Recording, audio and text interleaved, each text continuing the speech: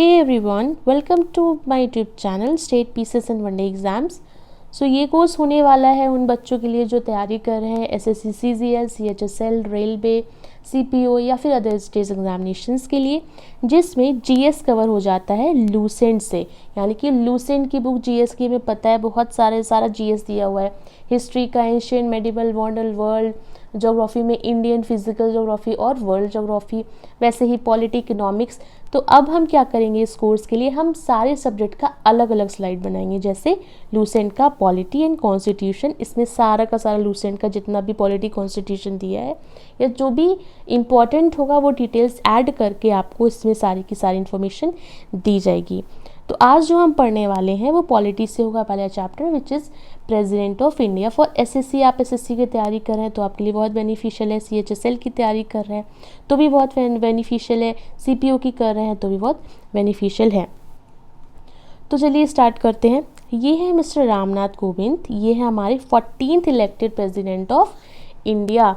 यानी कि इससे पहले 13 प्रेसिडेंट का इलेक्शन हो चुका है, ये 14th है। ठीक है, ओके। तो जब क्वेश्चन आपसे आएगा कि मिस्टर रामनाथ कोविंद कौन से प्रेसिडेंट है, वो है 14 प्रेसिडेंट।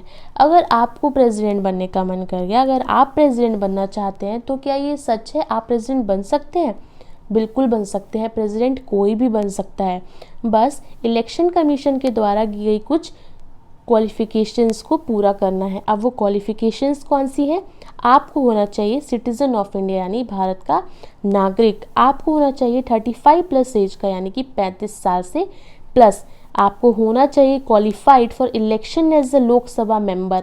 आपको लोकसभा मेंबर के लिए इलेक्शन के लिए क्वालिफिकेशन चाहिए, क्वालिफाइड चाहिए, यानी एलिजिबल होनी चाहिए आप लोकसभा के मेंबर के लिए।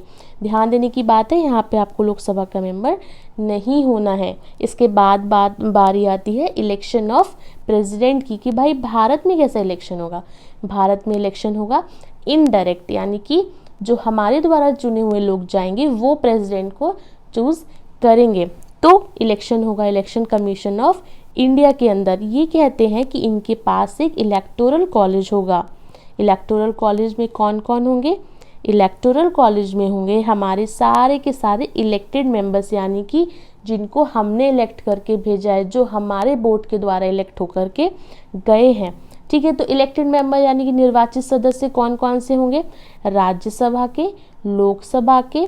हमें पता है कि राज्यसभा में 12, लोकसभा में 2 राष्ट्रपति नॉमिनेट करते हैं व्यक्तियों को, इसलिए ये लोग राष्ट्रपति के इलेक्शन में पार्ट नहीं लेते। सारे के सारे कौन लेंगे? इलेक्टेड मेंबर्स यानी कि निर्वाचित मेंबर्स, जिन्हें हमने चूज करके भेजा है। तो कौन कौन होंगे? राज्यसभा के इलेक्टेड मेंबर्स, लोकसभा के, स्टेट लेजिस्लेटिव असेंबलीज के यानी कि विधानसभाओं के राज्यों की, और union territories 2 Delhi and Puducherry के लेजिस्लेटिव असेंबली के इलेक्टेड मेंबर्स। आप बोलेंगे आपने सिर्फ 2 का नाम क्यों लिया है? क्योंकि माय डियर फ्रेंड्स, केवल दिल्ली एंड पुदुचेरी के पास ही लेजिस्लेटिव असेंबली है।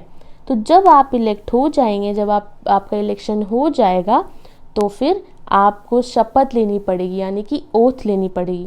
अच्छा, इससे पहले मान लीजिए आपका इलेक्शन हुआ और उससे कोई विवाद उत्पन्न हुआ या डिस्प्यूट हुआ, तो उसका निपटारा कौन करेगा?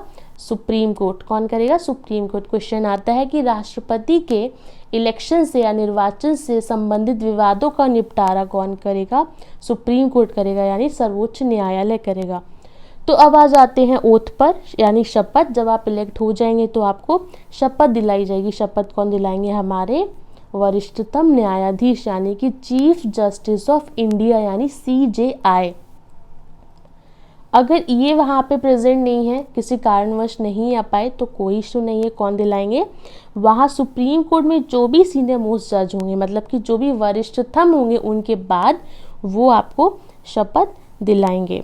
ठीक है, इसके बाद बात आती है कि प्रेसिडेंट कितने टाइम तक, कोई समय निर्धारित है किस टाइम तक रहेंगे? वो रहेंगे जिस दिन से अपनी सीट पर बैठेंगे उससे 5 इयर्स तक। ठीक है, 5 साल तक। हालांकि वो अपना रेजिग्नेशन दे सकते हैं, किसको? अपना त्याग पत्र किसको संबोधित करके दे सकते हैं? वाइस प्रेसिडेंट यानी कि उपराष्ट्रपति को।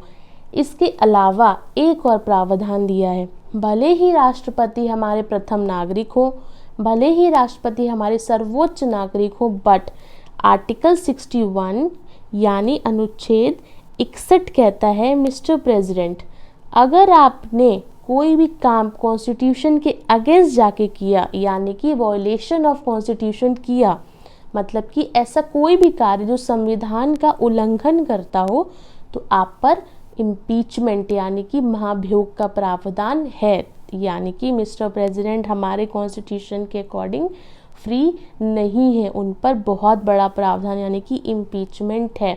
अगर उन्होंने कुछ भी ऐसा किया जो कॉन्स्टिट्यूशन के अगेंस्ट होगा, यानी संविधान का उल्लंघन होगा, तो फिर उन पर महाभियोग की प्रक्रिया लगाई जाएगी। ठीक है, तो महाभियोग की प्रक्रिया आर्टिकल 61, डोंट वरी, आर्टिकल्स को हम अलग से कवर करेंगे, बीच में बहुत ज़्यादा कन्फ्यूज़न हो जाता है, इससे आर्टिकल्स को यहाँ नहीं बताई।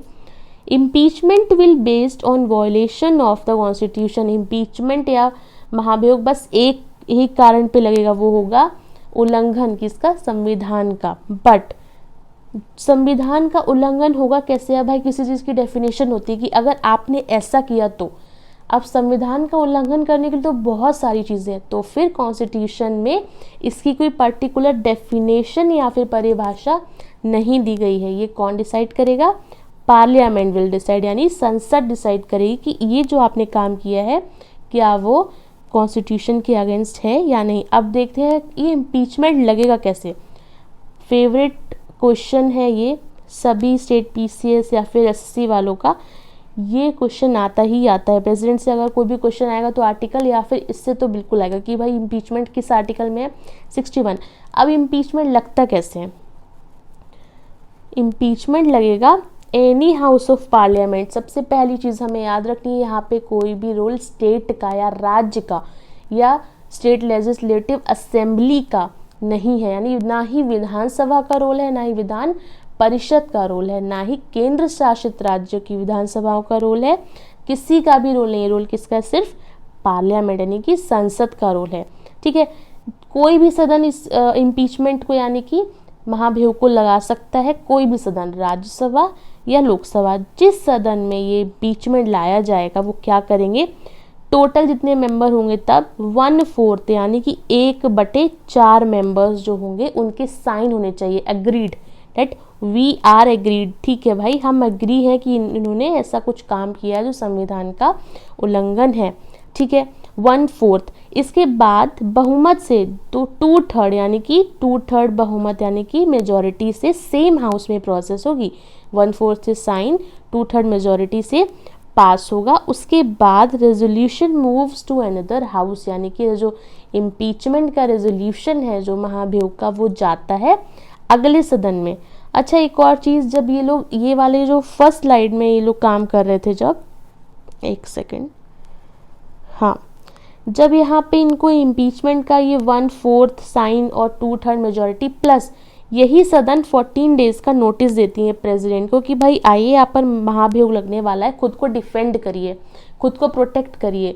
तो राष्ट्रपति का पूरा पूरा हक है कि वो खुद को डिफेंड करे कि नहीं नहीं, ये जो महाभियोग लगा रहे हैं वो आप गलत है, मैंने ऐसा नहीं है, ऐसा किया था, मतलब खुद को प्रोटेक्ट करना, खुद के फेवर में बोलना। ठीक है, तो जब 1/4 से साइन होगा, 2/3 मेजॉरिटी से पास होगा, उसके बाद जो रेजोल्यूशन है वो अदर हाउस में जाता है, मूव करता है। उसके बाद मान लीजिए राज्यसभा ने अगर लगाया तो ये लोकसभा में गया, लोकसभा ये अब इन्वेस्टिगेट करेगी, उसकी जांच पड़ताल करेगी। अगर वो जांच पड़ताल में सिद्ध हो गया, प्रूव हो गया, दैट इज़ कि अच्छा इम्पीचमेंट सही लगाया जा रहा है, इन्होंने संविधान का उल्लंघन किया, तो फिर वहाँ भी 2/3 मेजॉरिटी से क्या होगा, रेजोल्यूशन पास हो जाएगा, रेजोल्यूशन पास हो जाएगा। ठीक है, ये रही हमारे प्रेसिडेंट्स की लिस्ट। अब तक कितने इलेक्ट हो चुके हैं, टोटल 14। पहले कौन थे, मिस्टर राजेंद्र प्रसाद। ठीक है, अब कौन है, मिस्टर रामनाथ कोविंद। तो ये आपको लिस्ट देख लेनी है, अच्छे से याद कर लेनी है कौन कौन से थे, क्योंकि जो पहले मॉमडन प्रेसिडेंट थे उनका नाम, पहले प्रेसिडेंट को उनका नाम, जो पहली लेडी प्रेसिडेंट थी उनका नाम। ठीक है, लेडी प्रेसिडेंट कौन से नंबर पे थी, उनका जो नंबर है कि 12वें पे थी कि 13वें पे थी, वो नंबर, ये सारी चीज़ें बहुत इंपॉर्टेंट हो जाती है। किसका कार्यकाल सबसे ज़्यादा रहा, किसका कार्यकाल सबसे कम रहा, वो आपको अगली स्लाइड में या जो भी स्लाइड आएगी उसमें सारी चीज़ों को कवर करा दिया जाएगा। ठीक है, अब आप मिलते हैं नेक्स्ट स्लाइड में। Thank you so much.